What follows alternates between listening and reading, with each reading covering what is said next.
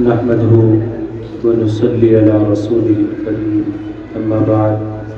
فأعوذ بالله من الشيطان الرجيم بسم الله الرحمن الرحيم قال الله تبارك وتعالى في كتابه الحبيب وَلَقَدْ كَرَّمْنَا بَنِي آدَمَ وَحَمَلْنَاهُمْ فِي الْبَرِّ وَالْبَحْرِ وَرَزَقْنَاهُمْ مِنَ الطَّيِّبَاتِ وَفَضَّلْنَاهُمْ عَلَى كَثِيرٍ مِّمَّنْ خَلَقْنَا تَفْضِيلًا وَقَالَ يَا أَيُّهَا النَّاسُ إِنَّا خَلَقْنَاكُم مِّن ذَكَرٍ وَأُنثَىٰ وَجَعَلْنَاكُمْ شُعُوبًا وَقَبَائِلَ لِتَعَارَفُوا إِنَّ أَكْرَمَكُمْ عِندَ اللَّهِ أَتْقَاكُمْ صدق اللہ العظیم۔ موقر اساتذہ کرام، معلمات اور معزز طالبات،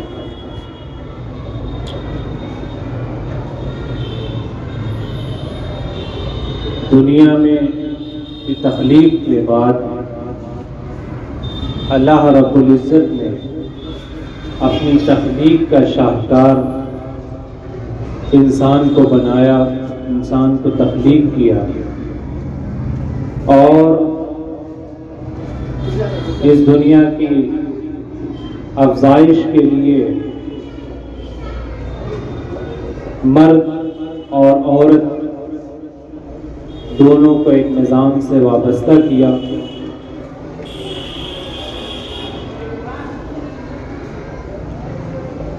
معلوم تاریخ میں مرد اور عورت کو کئی اعتبارات سے الگ الگ حیثیتوں سے دیکھا گیا اور ابھی بھی دیکھا جا رہا ہے۔ اللہ رب العزت نے بھی عورتوں کو اور مردوں کو الگ الگ قابلیتوں اور صلاحیتوں سے نوازا ہے، اور اسی اعتبار سے ایک دوسرے کے تئیں حقوق اور ذمہ داریاں بھی رکھی ہیں، لیکن ہمیشہ سے اس میں افراط و تفریط کا مظاہرہ ہوتا رہا ہے۔ ہمیشہ تاریخ میں زیادہ تر معاشرے، دو طرح کے معاشرے پائے جاتے ہیں، ایک تو جس کو پیترسری معاشرہ کہا جاتا ہے سماجیات میں، اور دوسرا پیٹریارکل سوسائٹی جسے کہتے ہیں، پیترسری معاشرہ، اور دوسرا مدرسری معاشرہ ہوتا ہے۔ پیترسری معاشرہ یعنی جس میں خواتین کی بالادستی، مردوں کی بالادستی ہو، فیصلوں پر اختیار ان کا ہو، وسائل پر ان کا اختیار ہو، اور انہی کو حکومت، سرداری، منصب حاصل ہو، اور خواتین کو اس کے مقابلے میں کم حیثیت حاصل ہو، جو کلیدی عہدے ہوں، کلیدی مناصب ہوں، فیصلے ہوں، اس میں ان کو درک نہ دیا جائے، اختیار نہ دیا جائے۔ اور دوسرا بہت کم معاشرے ایسے دنیا میں پائے گئے ہیں، چند تاریخ کے چند اس کے نشانات ملتے ہیں کہ جہاں بالادستی عورتوں کی رہی۔ اسلام نے اس میں توازن پیدا کیا اور دونوں کو وہ حیثیتیں سمجھائیں اور بتائیں اور دی جو اللہ رب العزت نے دونوں کو عطا کی تھی، اور جس سے معاشرے کی فلاح و بہبود اور ترقی اور آئندہ آنے والی نسلوں کی فلاح و بہبود اور دونوں کی کامیابی اور نجات مضمر اور پوشیدہ تھی، دونوں کو بتائیں، سمجھائیں، اور ایک معاشرہ مثالیں قائم کر کے دکھایا جہاں خاص طور پر خواتین کو وہ حقوق دیے جس سے پہلے کہ اس سے پہلے ان حقوق کا مشاہدہ اور تجربہ خواتین نے، عورتوں نے نہیں کیا تھا۔ ان کو جینے کا حق دیا، ان کو حق ملکیت عطا کیا، ان کو اپنا شریک حیات منتخب کرنے کا حق عطا کیا، ان کو میراث میں حق عطا کیا، ان کو تسلیم کرتے ہوئے ان کو بطور شاہد اور بطور گواہ کھڑے ہونے کا حق عطا کیا اور بے شمار حقوق عطا کیے جو اس سے پہلے خواتین کو نہیں ملتے تھے۔ یہ اسلام کی ایک بنیادی اور کلیدی کوشش تھی اور دنیا نے اس روشنی سے اپنے اپنے چراغ جلائے اور جلاتے جا رہے ہیں، اور مختلف قوانین، دستور، آئین ملکوں کے اسی کے بعد خواتین کو وہ حقوق حاصل ہوئے، اور بلکہ یہ کہا جائے کہ ابھی بھی حاصل ہو رہے ہیں۔ جو مطلوب حقوق ہیں، جو رائٹس ہیں، وہ ابھی خواتین کو اس قدر بہت سے ملکوں میں نہیں ملے ہوئے ہیں، اور ماضی قریب تک اگر 100 سال 80 سال قبل آپ چلے جائیں تو ترقی یافتہ ملکوں میں بھی، جو ڈیولپڈ کنٹریز ہیں، ان میں بھی خواتین کو بہت سے حقوق و مراعات، مثلا حق ملکیت حاصل نہیں تھا، ووٹ کا حق حاصل نہیں تھا، کلیدی مناصب تک پہنچنے کا حق حاصل نہیں تھا، تعلیم کا حق حاصل نہیں تھا، ووٹ کا حق حاصل نہیں تھا، حق ملکیت حاصل نہیں تھا، وراثت کا حق تو ابھی تک بہت سے ملکوں میں خواتین کو اس طرح حاصل نہیں ہے۔ اسلام نے ان کو یہ سہولت فراہم کی اور یہ حق دیا ہے۔ تاریخ میں جس طرح تبدیلی ہوتی گئی، وقت کے ساتھ ساتھ تاریخ میں تبدیلیاں ہوتی گئیں، لوگوں کے نظریات اور خیالات بدلنے شروع ہوئے اور خواتین کی حیثیت کو تسلیم کیا جانے لگا، تو تمام ملکوں میں اس بات کی کوشش ہوئی ان کے قانون میں، آئین میں، کہ ان کو برابری کا حق دیا جائے اور ایسے اقدامات کیے جائیں کہ وہ معاشرے کے لیے مفید و نافع بن سکیں، اور وہ عزت نفس کے ساتھ، وقار کے ساتھ، ہمبلنس اور ڈگنیٹی کے ساتھ معاشرے کے ایک کامل رکن کی حیثیت سے اپنا کردار ادا کر سکیں۔ ہمارے ملک ہندوستان میں آزادی کے بعد مسلسل یہ کوششیں ہوتی رہی ہیں کہ خواتین کو مین اسٹریم سے جوڑا جائے، مردوں کے شانہ بشانہ ان کو کھڑا کیا جائے، اور کسی اعتبار سے بھی ان کو یہ احساس نہ ہو کہ وہ مردوں سے کم ہیں یا ان کی حیثیت اور ان کا منصب کم ہے۔ اس کے لیے حکومت نے کوشش کی اور ابتدا سے لے کر کے اب تک 5 سالہ منصوبوں میں، دستور کے اندر، مختلف قوانین کے ذریعے، پروگرام اور پالیسیوں کے ذریعے یہ کوشش کی جاتی ہے کہ خواتین کو مضبوطی فراہم کی جائے، ان کو خود اعتمادی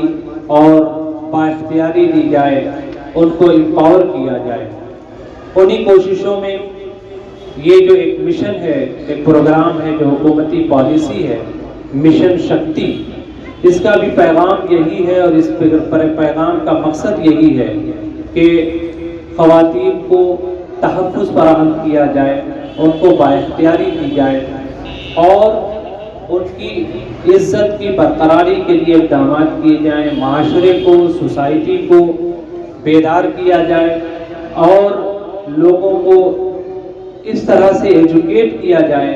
کہ وہ اس مشن کو سمجھ سکیں اور خواتین کی حیثیت کو سمجھ سکیں۔ بنیادی طور پر خواتین کو تعلیم سے جوڑنے کے لیے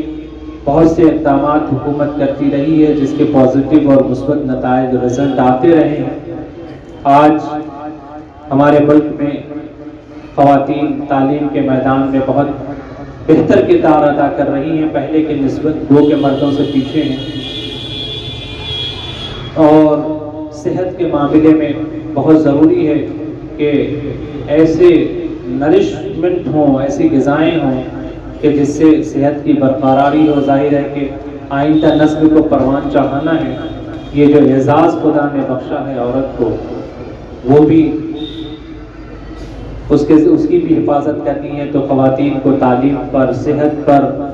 اور تیسرا جو اہم مقصد ہے وہ ہے کہ ان کے تحفظ کا مسئلہ ہے۔ ظاہر ہے کہ ایک بیمار معاشرے کی میں ایک صورتحال یہ بھی پائی جاتی ہے کہ وہاں کی خواتین محفوظ نہ ہوں۔ ظاہر ہے کہ نہ یہ کوئی اسلامی معاشرہ ہے، ظاہر اسلام میں تو اس کا تصور ہی نہیں کیا جا سکتا، اور نہ کوئی مہذب اور بہت ترقی یافتہ معاشرہ اور ذہنی طور پر مضبوط اور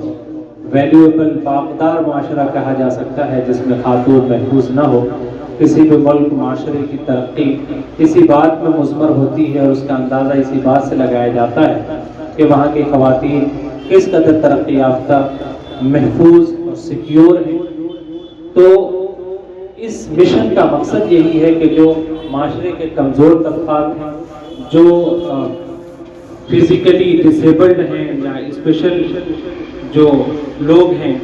جسمانی طور پر معذور جسے ہم سمجھتے ہیں، ان کو طاقت فراہم کی جائے اور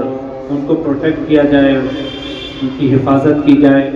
اور خاص طور پہ خواتین اور لڑکیاں اور بچیوں کے تحفظ کو یقینی بنایا جائے۔ حکومت جو اقدامات کر رہی ہے اس سے خواتین واقف ہوں کہ جو سہولیات ہیں، جو قانونی مراعات دی گئی ہیں، مراعات کی قانونی سہولیات ہیں، خدمات حکومت فراہم کرتی ہے، اس کے لیے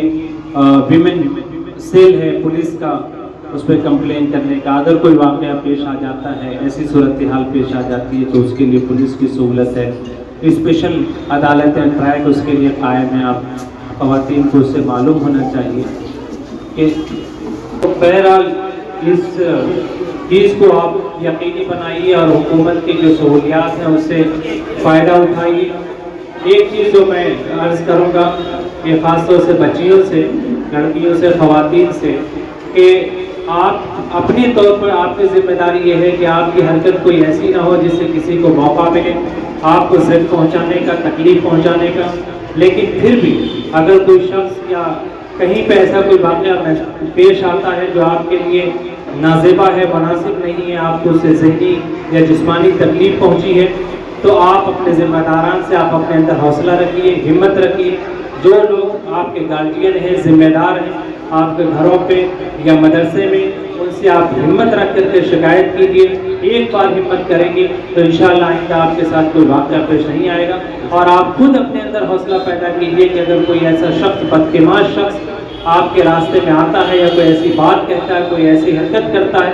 آپ اس کو اپنے اندر حوصلہ رکھیے کہ وہی جواب دیجیے۔ اگر حوصلہ نہ ہو تو اس کی شکایت کیجیے تاکہ ایسے لوگوں کی ہمت ٹوٹے، ایسے لوگ ذلیل اور رسوا ہوں اور اپنے انجام کو پہنچے۔ انہی باتوں کے ساتھ میں اپنی بات ختم کرتا ہوں۔ وآخر دعوانا الحمدللہ رب العالمین۔